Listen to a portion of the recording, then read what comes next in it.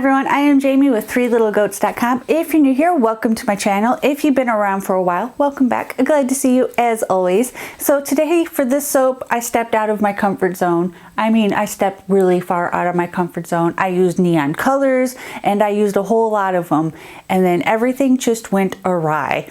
So we're actually going to be doing this video in a voiceover mode because my overhead camera stopped working midway, and then my main camera that I have my mic set up to didn't record any sound. So we're going to adapt and overcome, and we're going to do just a nice little relaxing voiceover soap video. And while the soap did heat up on me, it didn't go as planned. I still love the way the soap came out. So it's just important that soaping should be fun, not stressful. Just remember that. But without further ado, let's make some rainbow shower soap. Okay, so today we are using Nurture Soap's Star Showers. It has no vanillin, it's supposed to play nice and soap. We shall see. And I am using a lot of colors today. For such a very small batch, I'm using a lot of colors. Because when you get bored, you go online, you see all the nice, bright, shiny things, and you order them all. So we are using Force of Nature. These are all from Nurture Soap. Force of Nature Green. Which, come on. Gorgeous. And then we're also using Full Throttle from Nurture Soap. We're using Queen for a Day, which I'm kind of excited to see how this turns out, because purple's just such a hard color. I have the Tiger Orange, which I don't even know if you can see on the camera how bright it is. It's gorgeous.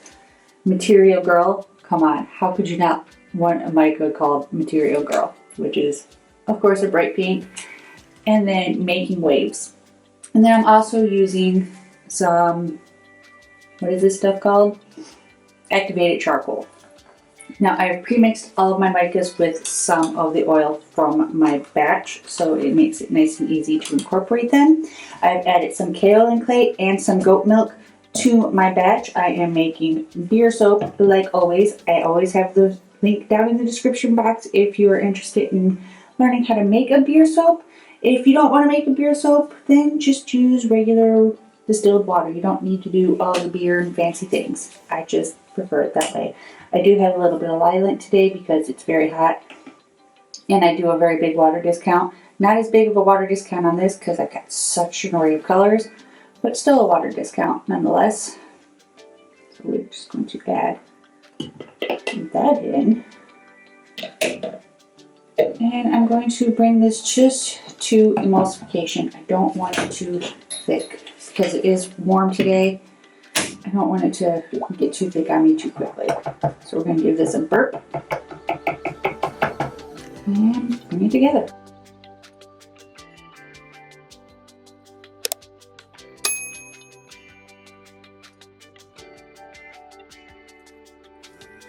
Soaping should be fun. It shouldn't be stressful. So we just wing it. It's my motto. So because this is such a small batch, I'm actually going to be using just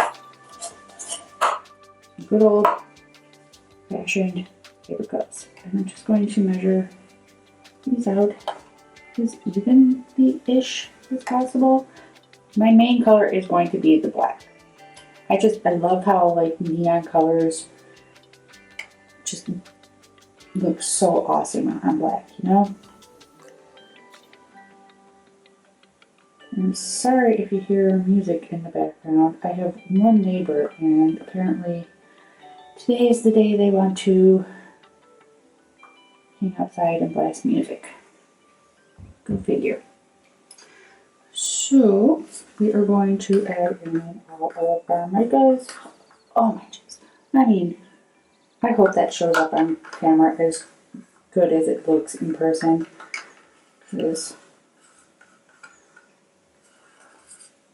She's pretty. She's real pretty.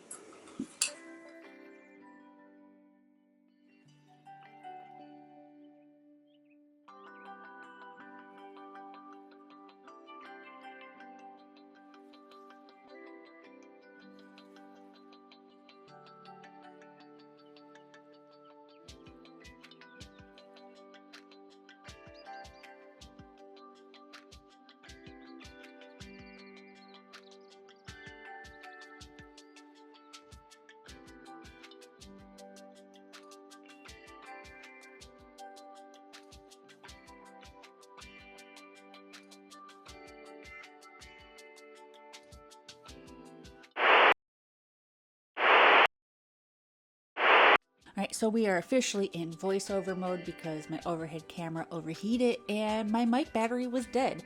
So as you can tell, this soap did thicken up on me quite a bit. I knew it was going to happen. I was in denial about it. I had fresh goat milk in here. I had beer in here.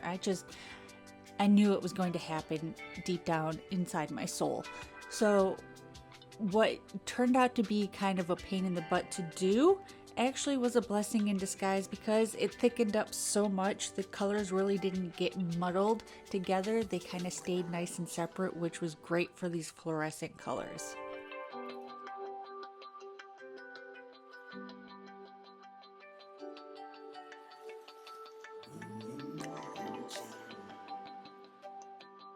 Now I am just doing a quick in the pot swirl because, like I said, the soap is really thick and you can see how the colors kind of just stick to their own little space. They're not crowding, they're definitely social distancing from each other, which is great because it kept all the colors nice and vibrant. As you can see, it was a little bit of a pain in the butt to get the black mixed in with the fluorescent colors because it was so thick, but in the long run, like I said, it worked out for the best. So because it's so thick, of course, I'm going to spoon some in and I'm just going to slap the soap mold down onto my tabletop to make sure there are no air bubbles. I did end up with a few small air bubbles in the soap, which was perfectly fine. I had enough scraps left over from planing that I could fill in those bubbles. So all I'm really going to do is just finish filling up my mold and then play around with the top a little bit.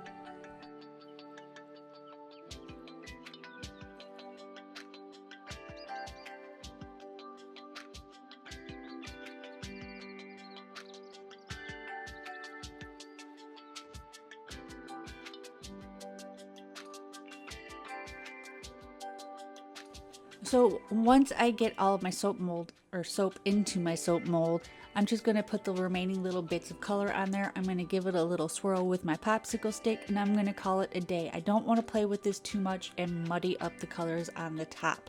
And then to keep those neon colors nice and vibrant, I am going to oven process this soap.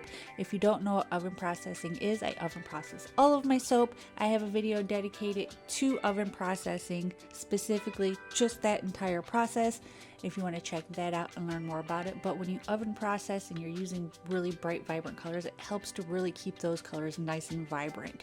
So I'm going to oven process overnight and I will bring you guys back when my mic is nice and working again for the cutting. Alright, y'all. So it is, of course, my favorite day. It is soap cutting day. I mean, look at that. Would you look at that? Oh, look at those colors. Oh, it's so exciting. It's like, who needs Christmas when you got soap cutting day, you know? So let's just give this good cutting. Time to do our arm workout for the day. Whew, she's thick. All right, pull out some metals. Are we ready? Please, a workout. Please. Oh my gosh. Oh, I love that. There's a couple air bubbles which I can fix with some scrap soap from the end piece, which I am perfectly okay with. But oh my gosh. Look at that. Look at that. That's nice and shiny. Look how bright those colors are. Oh. See, sometimes it's worth stepping out of your comfort zone. I'm not a very bright colored person when it comes to making soaps, and I'm definitely not a let's make a whole bunch of different colors. But, oh my gosh, these are totally worth it. Oh, those colors are gorgeous. So gorgeous. So, I'm going to finish cleaning these up and I will see you guys in the outro. So that is what I've got for you guys today. If you like this video, be sure to give it a big thumbs up. It really helps. And if you haven't already, hit that subscribe button. What are you waiting for? We put out videos every single week. We're also going to be starting, hopefully putting out some extra videos coming in the next few weeks as well once we start working more on our homestead. So be sure to subscribe for that if that's something you want to see as well. And I will see you guys in the next one. Bye.